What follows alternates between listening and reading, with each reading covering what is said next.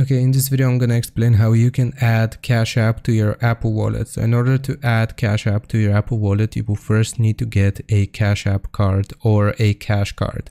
You can do this by opening up the Cash App application and clicking on this card icon next to the banking icon or the bank icon. So click on it and you can order a Cash Card right here.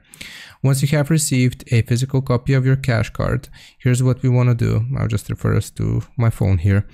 So what we want to do is go into the Apple Wallet, click on the wallet itself, and we will click on the plus sign in the top right corner.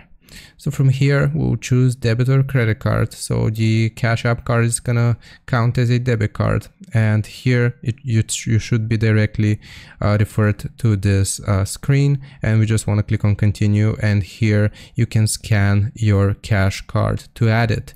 If that doesn't work for you, you can enter the card details manually. So you will type out the name on your Cash Card as well as your card number, which you can see on the physical copy of your Cash Card. And that's how you add Cash App to Apple Wallet. I hope this helps. Hope this was informative. Leave a like and sub. I'll see you next time.